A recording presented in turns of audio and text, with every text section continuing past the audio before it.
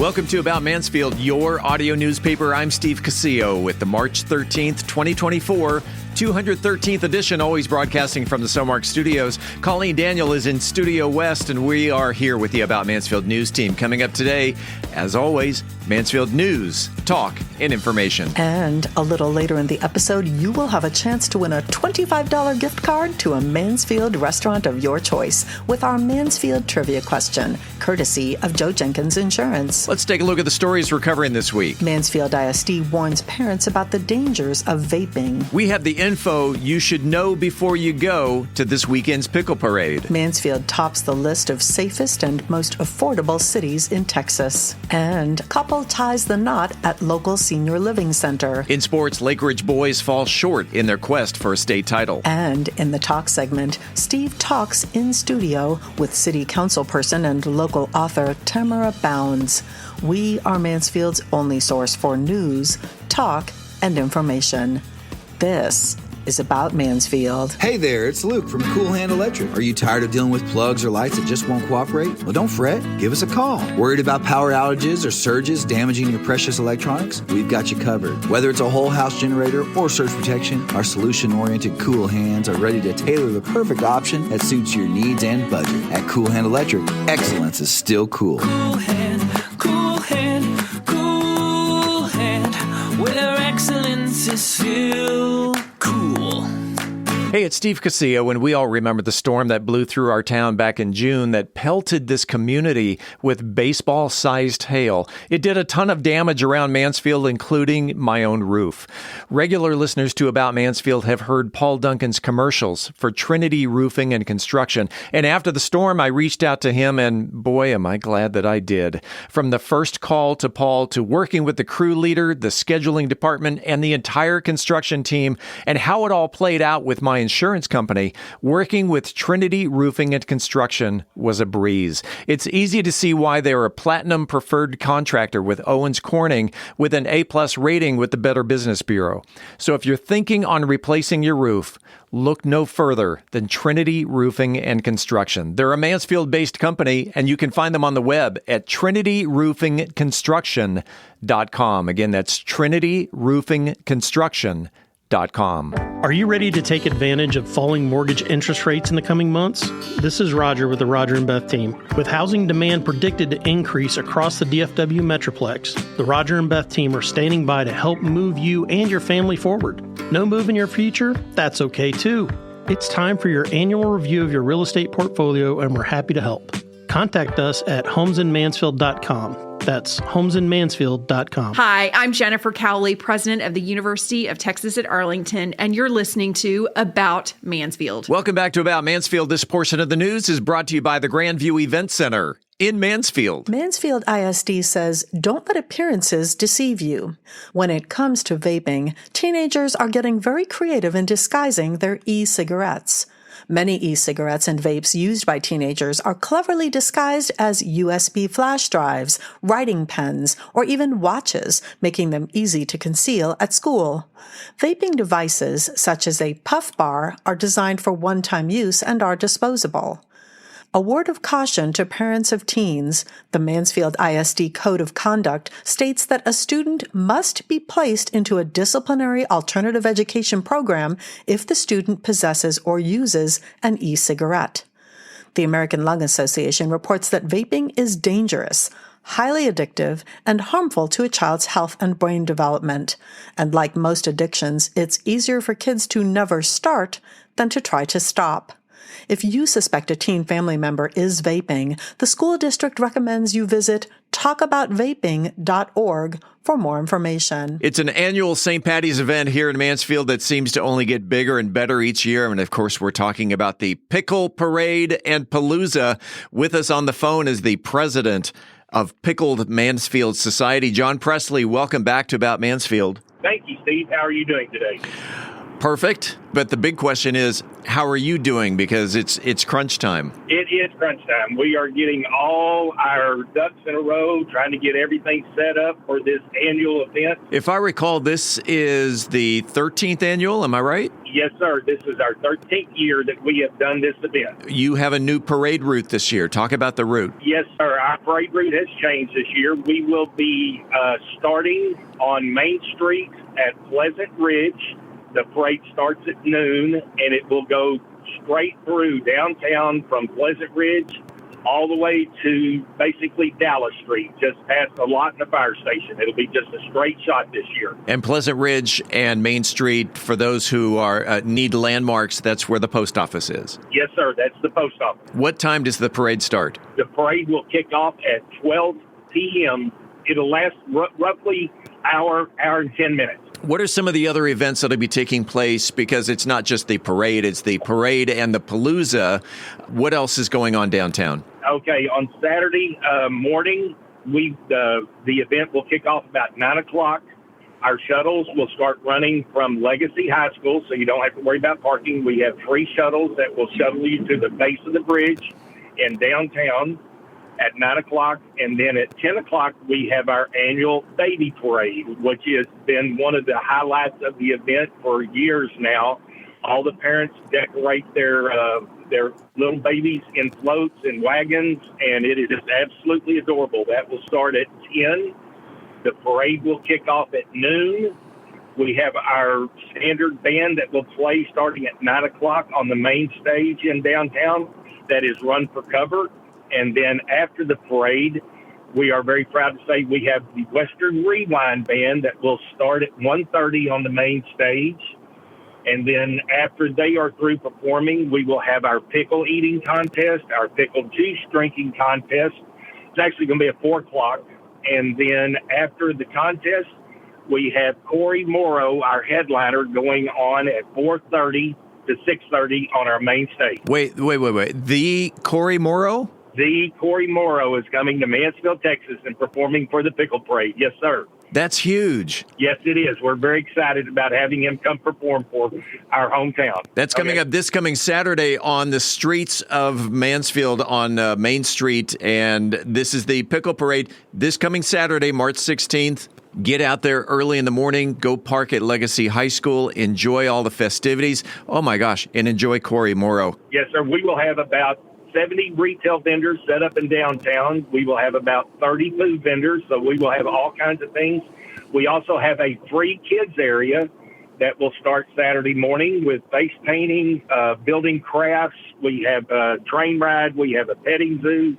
We have bounce houses. We have a rock climbing ball. So the kids have plenty to do throughout the day. John, it sounds like, once again, as you do every year, you've got a little something for everyone. So I appreciate your time. Have a great weekend. I know, again, it's crunch time. So go take care of business, and we'll see you on Saturday. We look forward to seeing everybody out there this weekend. Safety and affordability are crucial factors for most people when choosing a place to live. To uncover the most affordable and safest small cities in the United States, the editors of the personal finance website Money Geek did some number crunching, and Mansfield made the list. Southern cities are prominently featured on the list for populations below 100,000, taking 9 of the top 15 spots. Roswell, Georgia ranked number 1, experiencing a 57% increase in income over 5 years and scoring a perfect 100 based on criteria from the Census Bureau's one-year American Community Survey and MIT's Living Wage Calculator. Mansfield is one of 7 Texas cities that made the list, ranking number 4 in the country and having the highest score in Texas. Mansfield's high rating was based on positive figures such as the 5-year income percent change category at 34.7%, the monthly mortgage to income category at a moderate 24.2%, and ranking 5th in the country in the monthly food costs to income ratio at a low 9.7%. You can see the entire survey on our website, aboutmansfield.com. Just click on the Links tab. A Mansfield couple had been diligently planning their wedding and, as the big day approached, decided to make a significant change to their ceremony venue, bringing unexpected joy to the event. Randy and Michelle Prescott ditched their plans for a big March 3rd wedding and made a last-minute change of venue to the Legend Senior Living and Memory Care on Debbie Lane, the facility 87-year-old Lily Magdalene Hall calls home. Miss Maggie, as she was known, was the mother of the bride. Her age and cognitive decline made it hard for her to leave her environment, which turned the wedding into a rare and heartwarming occasion for the entire senior and memory care community. Captured in their beautiful wedding photos and recorded video was everything the newlyweds had hoped for, including a last-minute alteration to the venue for their ceremony. From the bride's entrance to the exchange of vows, the ceremony was touching. Cupcakes, elegant decorations, and residents dressed up made the occasion even more special.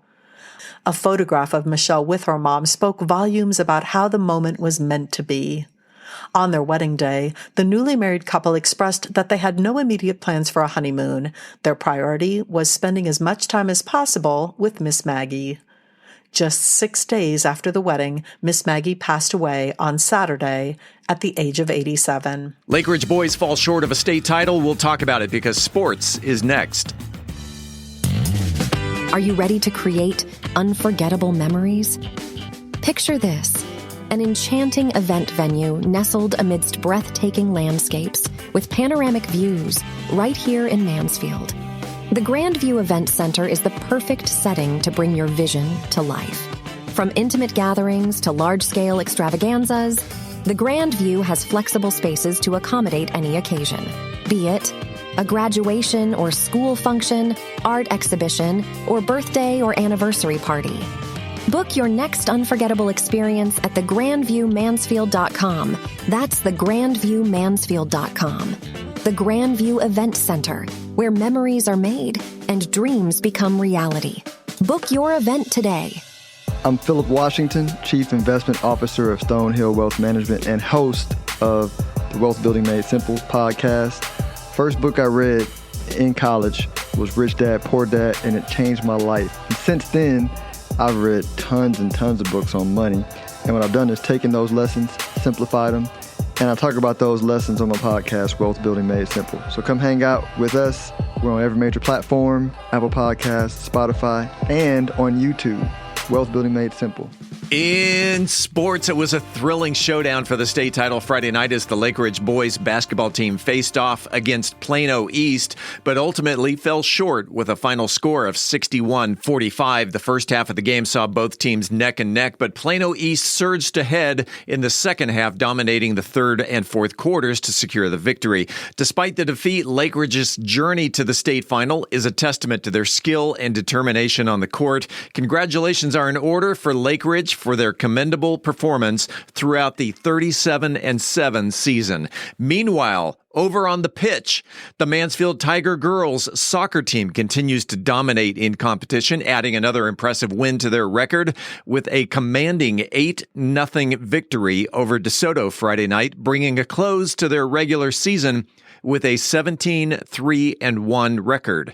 Over the entire 21-game season, the Lady Tigers have collectively outscored their opponents 93-21. If you have a comment about the show, the news, whatever's on your mind locally, the good, the bad, the ugly, you can reach us by voicemail at 817-435-2938. Give it a call, leave a message. Your voice may wind up right here on the podcast.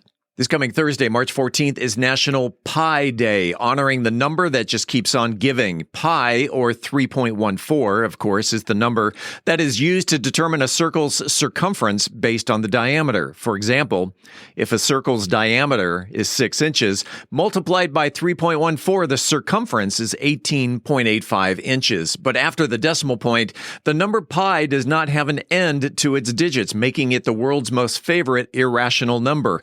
The last charted figure was over 62 trillion digits, and it still didn't come to an end. Pi.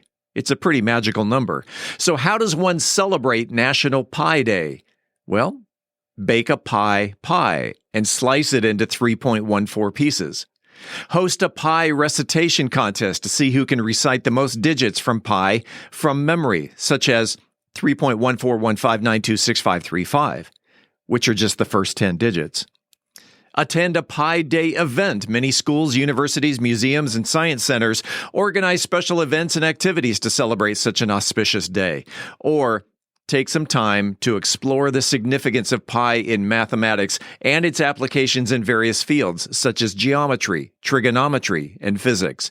As I mentioned, pi does not have a fractional ending, and if you'd like to see what pi containing 1 million digits looks like, visit piday.org and click on Learn About Pi. Coming up after the break, we turn the page to the features section. I'm Angel Biasatti, and we'll be talking about why exercise may be a more efficient treatment for depression than antidepressants. In Methodist Mansfield News to Know. What happens when a house is no longer a home? I'm Beth Steinke, and today on the Mansfield Real Estate Report, we are going to discuss what happens when you have to sell a house due to divorce. In this week's Cocktail of the Week, I'll be talking about a cocktail that is a complex and fiery tequila cocktail. We are Mansfield's only source for news, talk, and information.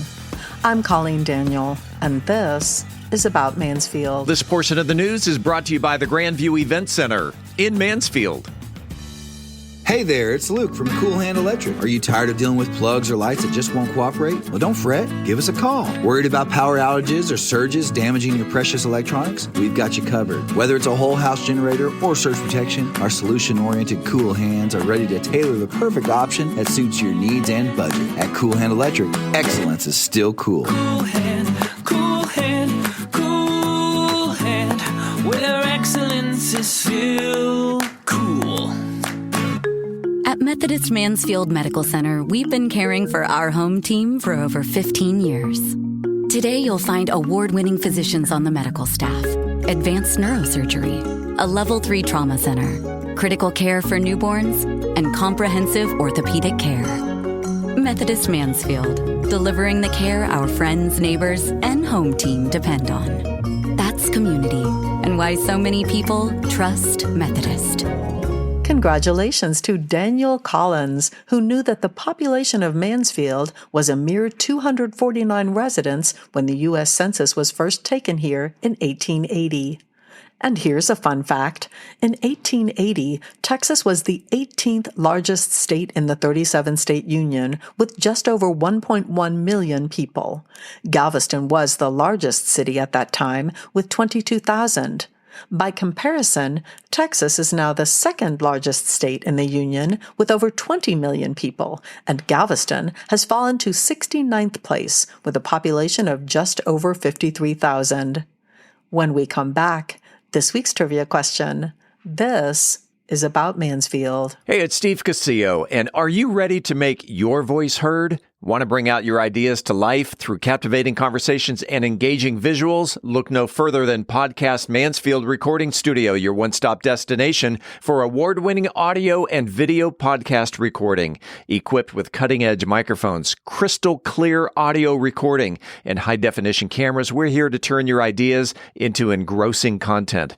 But it's not just about the equipment. We're dedicated to bringing out the best in your content. Whether you're a seasoned pro or just starting out, we're here to elevate your podcasting game. We'll even help you with intro music, transitions, voiceover, and that professional polish that sets your podcast apart. So whether you're into interviews, storytelling, or simply sharing your expertise, Podcast Mansfield can help bring your podcasting dreams to life. Visit podcastmansfield.com. Podcast Mansfield, where creating your podcast masterpiece has never been easier. Hi, this is Joe Jenkins with Joe Jenkins Farmers Insurance, specializing in auto, home, commercial, and life insurance. I was born and raised here in Mansfield, Texas. We're active in the community, and Mansfield's a town we really care about. Our office has over 30 years experience in the insurance industry, and we're passionate about what we do and about customer service. For a free quote, please visit our website at joejenkinsinsurance.com or give us a call at 817-472-6058. Once again, that website is joejenkinsinsurance.com. It is time right now, right here, right now, for the highly coveted, wildly popular About Mansfield Trivia Question. If you are the first person to email the correct answer to trivia at aboutmansfield.com, you will receive a $25 gift card to a Mansfield restaurant of your choice. It's brought to you by Joe Jenkins Insurance. Whether you're looking for homeowners, auto, commercial, or any other type of insurance, Joe has helped Mansfield area residents understand the insurance coverage that best fit their needs since 2010. You can find him on the internet at joejenkinsinsurance.com.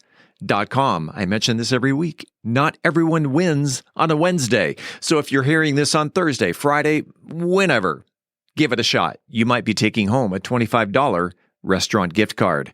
Colleen, what's up? Well, Steve, as you mentioned earlier, Thursday, March 14th is National Pi Day. This week's trivia question is, after the decimal point, what are the first 10 numerals in pi? Email your answer to trivia@aboutmansfield.com. Again, after the decimal point, what are the first 10 numerals in pi? Good luck, and thanks to Joe Jenkins Insurance for the gift card. Hi, I'm Dr. Joseph Adams, and you're listening to About Mansfield. Welcome back to About Mansfield, your audio newspaper. Let's open up the features section. Angel Biasatti is here with details on the benefits of exercise versus antidepressants in Methodist Mansfield News to Know.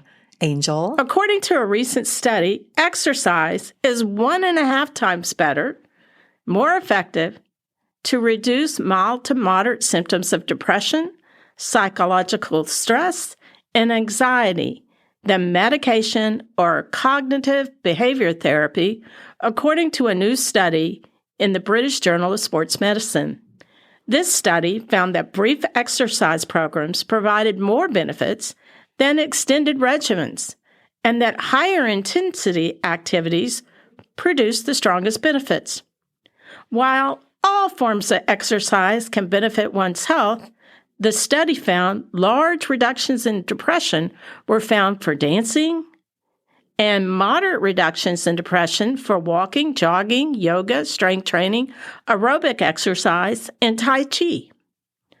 Ultimately, any amount of exercise improves your well-being and your mental health.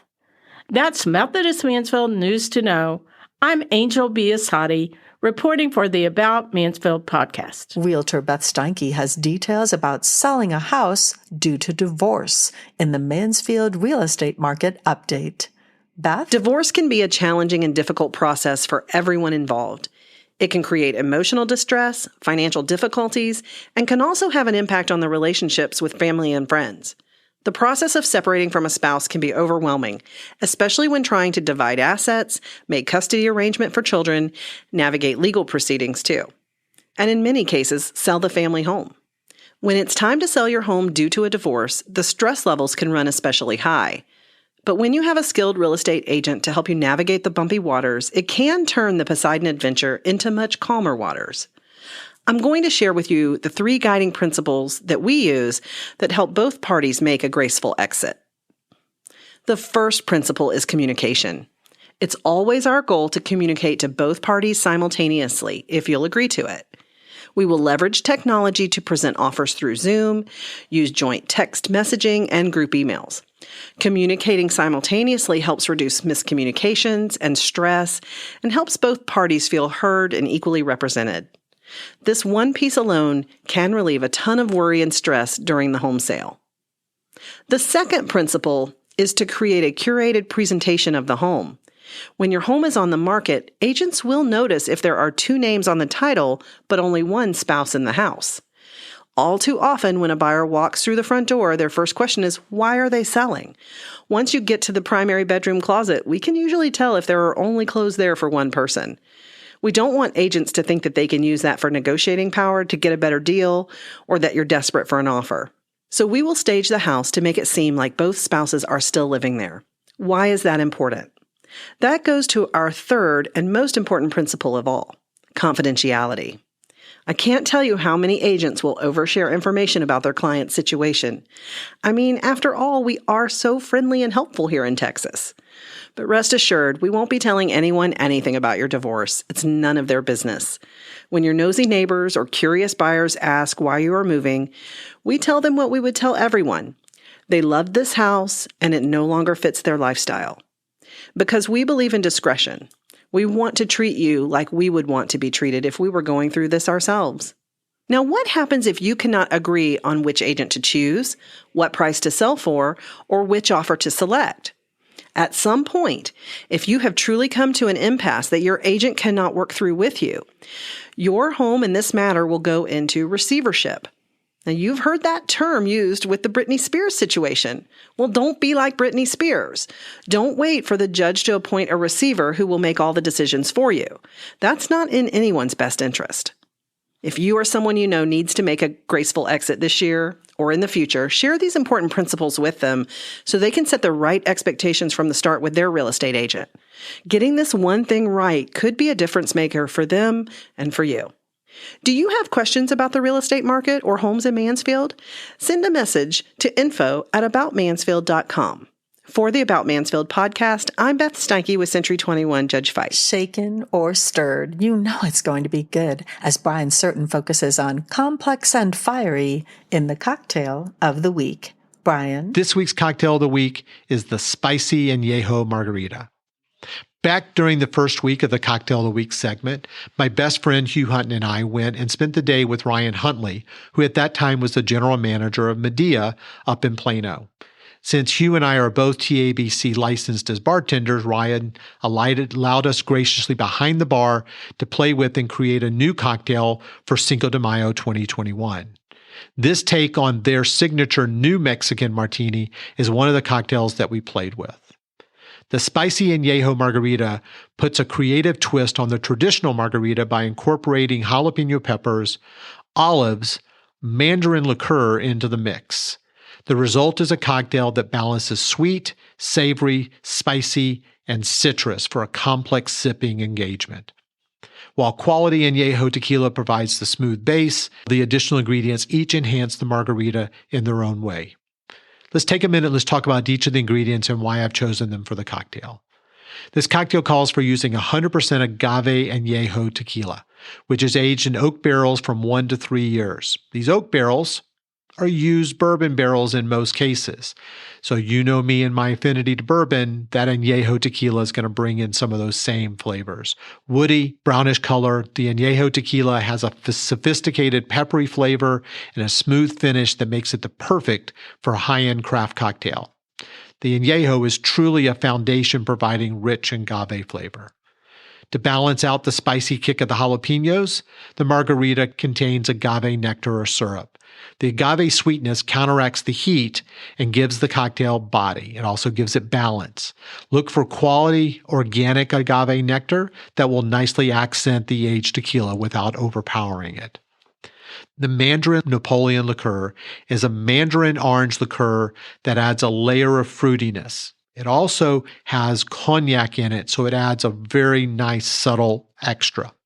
The tart, tangy mandarin flavor blends wonderfully with the lime and the jalapeno and introduces citrus notes while reinforcing the sweetness of the agave for a well-rounded profile. This is a very grown-up version of triple sec. Jalapeno peppers infuse the margarita with a nice, slow burning heat. By adding fresh, muddled jalapeno slices, you get an extra kick of spice on the back end. The capsaicin in the peppers generate that addictive chili burn that beautifully complement the rest of the flavors. And incorporating the briny, savory olives is an inspired addition not found in a typical margarita. Muddling green olives releases their flavors and makes the drink deliciously dirty, with the salty vegetal olives balance the sweet mandarin and agave. Finally, freshly squeezed lime juice brings that critical tart, citrusy flavor integral to any margarita. The lime adds brightness and acidity to cut through the richness of the Añejo tequila, and this is a beautiful helping of vitamin C. But don't worry about taking notes. I'll be giving out all the ingredients and instructions and posting them on bourbongospel.com. So to make the Spicy Añejo margarita, you're going to rim your glass with lime juice and salt. In a shaker, you're going to muddle 4 pit olives and the jalapenos. Then you're going to add your 2 ounces of tequila, 1 ounce of agave nectar, a half ounce of the Mandarin Napoleon liqueur, and 1 ounce of fresh lime juice. Fill your shaker with ice and shake vigorously, 15-30 seconds. And then double strain into a prepared rocks glass filled with fresh ice. Garnish with a fresh lime wheel and a jalapeno slice. The Spicy Añejo margarita is ready to sip and savor. The jalapeno heat sneaks up to you while the mandarin, agave, and olives each make the taste complex and intriguing. As always, I'm interested in hearing your take and your input. You can reach me at brian@bourbongospel.com. And until next week, as Mark Twain said, too much of anything is bad, but too much whiskey is barely enough. Reporting for the About Mansfield podcast, I'm Brian Certain. We're back in 60 seconds with Steve's interview with local author Tamera Bounds. Imagine a city where innovation knows no bounds, where dreams take flight, and the future unfolds before your very eyes. Welcome to Mansfield, a beacon of growth and a testament to vision. In the heart of Mansfield, a remarkable transformation is underway. But it's not just about the physical landscape. It's about the spirit that drives us forward. A spirit of collaboration that bridges cultures, a spirit of entrepreneurship that fuels prosperity, and a spirit of community that binds us as one. Mansfield is more than just a place. It's a canvas where diversity paints the picture of progress.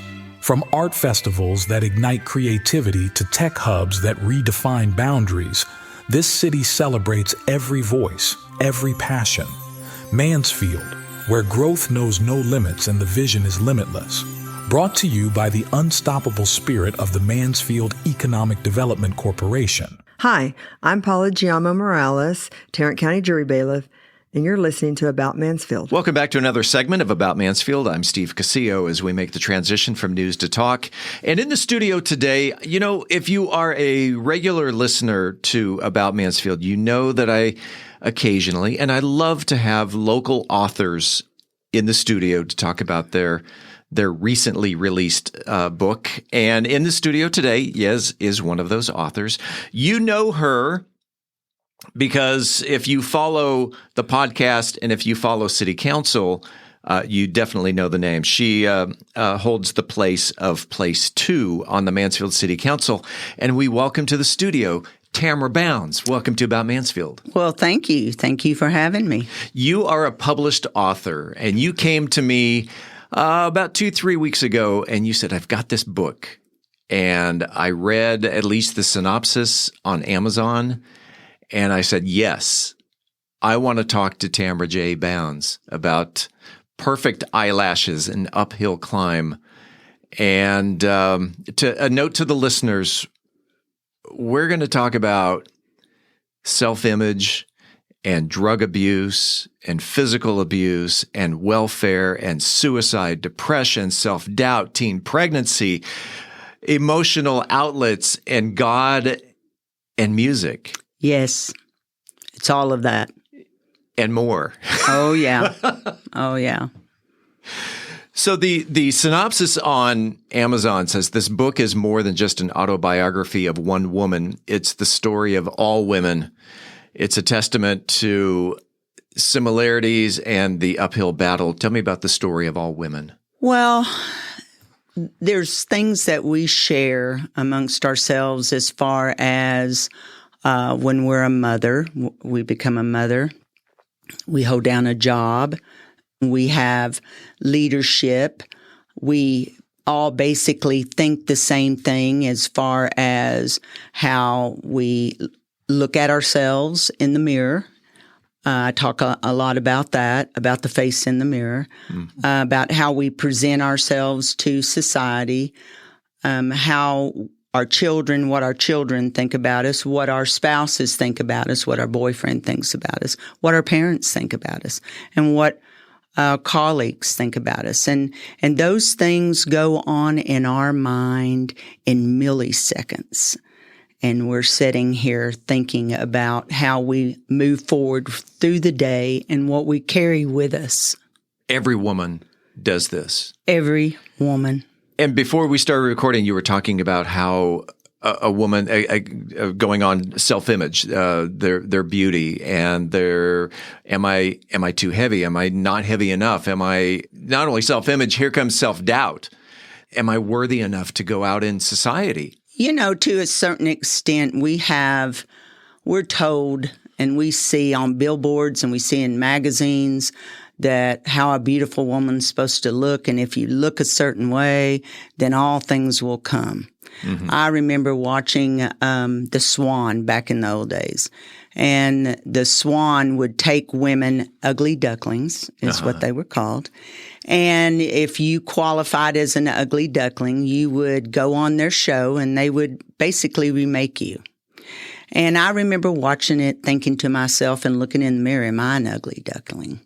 Do I need to look at maybe touching some things up here and there? And I remember going and having a little work done because my self-image, when I look in the mirror, I didn't think that I looked quite right. Many women are like that. They spend billions of dollars on cosmetics and facial reconstructions and weight loss and all of that just so that they feel like they are where they need to be to get that perfect job, get that perfect man, be that perfect woman in the eyes of our society. Let's go back in time. All right. Tell me about Tamera Jane Kastner. So I was born in 58. Yeah. And at that time, there was a lot of civil unrest. My mother and father were dirt farmers. There was some segregation in the schools and all of that. My mother was a little forward thinking. My father was real conservative. But I was named for a few things. I was named for a movie. So Tammy and the Doctors. So Tammy Tyree, who was in a man's world but made her way through the man's world. My mother liked that. Was there an actress in the movie? I think it was. Well, it might have been Doris Day, but she portrayed a backwoods girl, and she had a lot of common sense and a lot of courage and a lot of willpower. And my mother wanted her daughter to be like that. And then she also named me after Tamar, which is a palm tree, to be strong. And so that was my name that was given. I'm a type A personality, so I was born under that sign of type A personality, also where I don't take no for an answer. I'm very willful. You're a Scorpio, which makes you you've got the sting of a scorpion. Yes, and we don't know failure, which can be a good thing and not so good thing. But I was born during all of that time. I was also the first female born in my family in many decades. And I wasn't supposed to be a female. I was supposed to be a male because women back in there looked at how high you carried the baby. And if your father's sperm was, you got pregnant early, then you were going to have a robust boy. But no, I was born a fat girl. And my grandfather traveled to come and see me, and I was born at St. Methodist Hospital, and the nuns told him he couldn't come in and see me, and he said, I'm going to see her or I'll rain hell in on y'all if you don't let me see her, and they let him see me. But he couldn't believe that I was this big fat girl named Tammy. You were supposed to be a boy. Yes. Yeah. It was St. Mary's Hospital, but it was a Catholic hospital and had nuns. Oh, wow. They still had nuns as nurses. And this, you're from Lubbock. I'm from Lubbock. Your family owned, your parents owned the farm, a farm. My father, his brother, and his father farmed together. So yes, they owned a farm. And I grew up on the farm, actually right outside of Lubbock in a little town called New Deal. New Deal. N-U-D-E-A-L. Yes, New Deal, the Roosevelt New Deal. They named this little town after that, and it was a little farming community. If I recall from the introduction, you also come from a family of musicians. So not only are they working the fields during the day, there's constant music in the house? Oh, yes. Now, it was country music, And you could hear George Jones, Charlie Pride. My granny loved country music. And so she would have the old record player going, and you would hear Tammy Wynette, the Carter family, all of them playing on the music. My granny played the piano. My grandfather, my papa, played a harmonica. My daddy played a guitar. My uncle played a guitar. My aunt played a steel guitar. And then I had another aunt that played the piano. And so it was customary for us to sit on the porch, and they would get their instruments and they would play and sing and listen to music. So I grew up with a lot of music. There are a lot of musical references in your book, and we'll talk about those in a bit, but that is where your love of music started. It did. On the porch. It did start on the porch and very young. Tell me about then very young Tamera growing up, your relationship with your mom and your dad. What was it? So in the beginning, you have to understand they were very young when they had me. 18, if I recall, 18. and barely married. And barely married. And I was first girl, and here we go with all of that to young dirt farmer parents. And I grew up kind of wild through the cotton fields and through the corn fields and, free range child, if you will, in the truest sense. I was very close to my granny as well, and she sat on the porch. She smoked a pipe. Granny smoked a pipe? Yes, she did. And so she would sit on the porch, and we would talk a lot about the birds and butterflies, and I'd ask her 500 questions, and she had the patience of Job because she would listen to every one of them, and she would tell me things. And then she was a very religious woman, but in the sense of she felt that the whole universe was connected together. The trees, the butterflies, the pigs, the cows, everything were connected together. And so growing up on the farm, I got a sense of that. I got a sense of we're all connected and we're all part of something. And I think that helped establish my roots and my foundation for who I ultimately became. But the farm is where all that started from. There's a chapter called there, The Good Mother. Would you mind sharing a little about your mother? The Good Mother doesn't have a whole lot about her in it. It does have a little bit about it, but one of the chapters, A House Broken, tells about my mother. My mother was abused as a child. So she developed, she became bipolar and began to self-medicate herself. And back in those days, you didn't talk about that. My father didn't talk about it. Nobody talked about any kind of mental illness. This would be in the 1960s, correct? Oh, yeah. Okay. And so those kinds of things were hidden. And so she began to self-medicate. She became an RN, and so she would be able to work the night shift, and she would be able to steal some drugs, and she would self-medicate herself. Me being the oldest child, after my brother was born, my mother went to see a doctor, and the doctor told my mother and father that he felt like she shouldn't have any more kids for a while. But they decided, don't tell me how many kids to have. And so then there were 2 other kids born. And my mother began to really self-medicate herself a lot and go to bed for days and days, and then she would hallucinate. And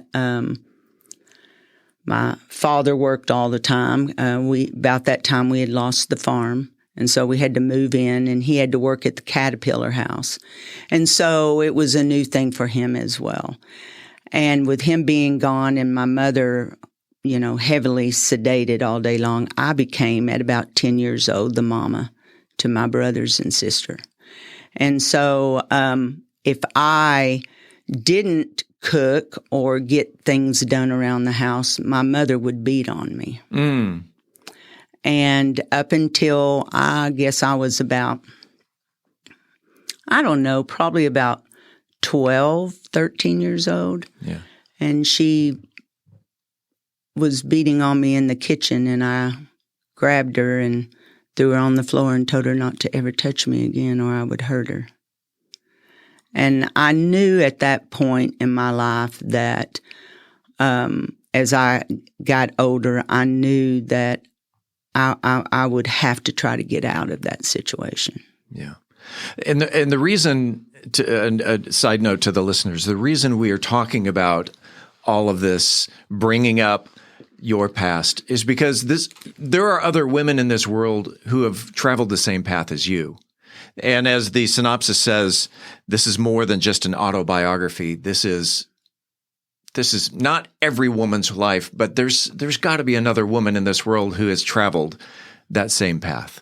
And if you can travel that uphill climb, perhaps someone else out there can do it as well. Well, that's true.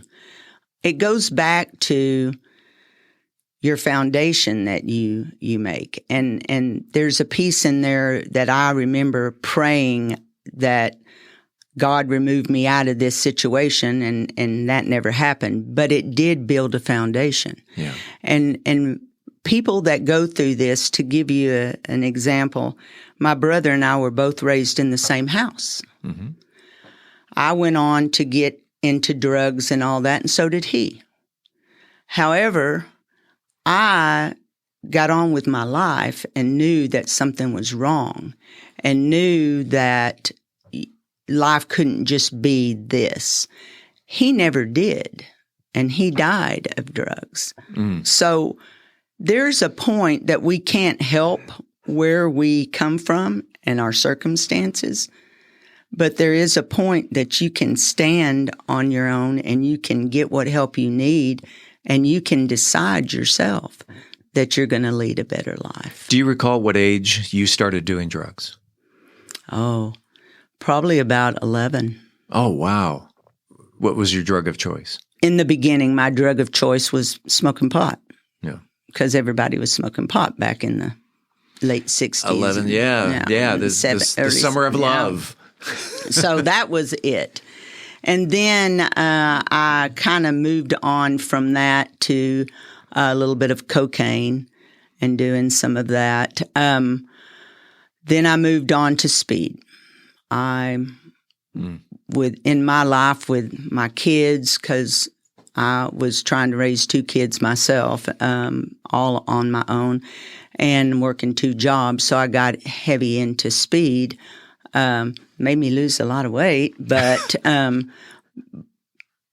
I couldn't function unless, I was doing that and then smoking pot during the day to relax. So it just became a way of life. You had 2 kids. At what age did you have your first kid? Well, I had my first child. I was pregnant at 16. So I had him. It's like I lived almost 3 whole years by the time he was born. I got pregnant late 16. I had him when I was 17. Mm-hmm. And then 6 months later after that, I turned 18. So it was like this whole period of growth during that time frame. Were you still living at home? So, no and yes. No, I wasn't. I had married the man that I thought was the father of my child, and that didn't last very long. He didn't want to have the baby and wanted me to have an abortion, and I thought about that, but I just couldn't go there, and so because I couldn't go there, he decided that he couldn't go there either. So at that point, I left and moved back home. With the baby? With the baby. And I lived at home for a while, got a job at Texas Instruments, and was working the day shift there. My mom was kind of watching the baby, and I came home one day, and I got home earlier than my daddy got home. I walked in the door, and my sister and my son were playing in the backyard. And I went in to find my mom, and she was sitting on the edge of the bed with a gun in her hand and bullets on the floor. And she raised her finger to her mouth for me to shush and said that there was somebody in the back trying to break in the house. I was so terrified at that moment. I put her to bed, put the gun up, and I knew at that point it was time for me to move on. So I did move out of the house, and at that point, at 18, I began to raise my son myself. Where'd you go? So I moved into a studio apartment. Still in Lubbock? Still in Lubbock. Okay. I moved there, and I had a cousin whose girlfriend would agree to watch my son if I shared some of my food stamps with her. And so I agreed to that. And she took care of him while I worked, and I paid my own rent with that. After a period of time, I moved in with my aunt because I couldn't pay rent and child support at the same time with my son. So I moved in with my aunt. I lived with her for a little bit, and then I had to move away from all of that mess. At what point did child number 2 come around?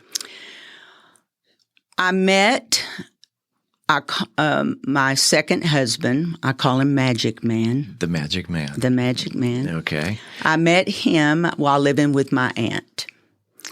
And he took me out and told me he had a love for music, like I did. And so we connected through that. But he told me that he would take me and my son and he would give us a good life and we would travel and see things like I've never seen. So the Magic Man said. Was that named after the Heart song? It was. Magic Man. It was. And why was he nicknamed Magic Man? Well, because I was still young at that time and not really full-fledged woman, I guess you might say. Mm-hmm. And he helped me grow up a lot. And I feel like he came into my life at the time and just was telling me, come with me. I'll teach you to be the woman from a child and show you things. And I never saw eyes and felt so deeply like that coming from someone. And so I said, okay, I'm there. And I left and married him. My daddy didn't want me to marry him, but by then I was 18 and I could marry my damn self. You could do whatever you want. So I did. We're talking with city council person and local author Tamera Bounds, and we will pick up part 2 next week. In the meantime, this is the place where you'll hear the latest Mansfield news, talk, and information. Until next week, don't forget to like, follow, subscribe, share, love, or support this podcast if you haven't already so you never miss an episode. It's free and it's easy. Head on over to our website, aboutmansfield.com. Enter your email address right there on the homepage. We will never send you any spam. We promise. About Mansfield is recorded at Podcast Mansfield Recording Studio. Hosts Steve Casillo and Colleen Daniel. Moment with the Mayor feature Michael Evans. Methodist Mansfield News to Know Angel Biasatti. Mansfield Real Estate Market Update Beth Steinke. Cultural Arts Calendar Tim Roberts. Cocktail of the Week Brian Certain. Post-production editing, mixing, and mastering Steve Casillo and Andrew Miner. This podcast is copyrighted by Podcast Mansfield Recording Studio for the private use of our audience. Any other use of this podcast without written consent is prohibited. We thank you all for listening. On behalf of the entire news team, I'm Steve Casillo, and this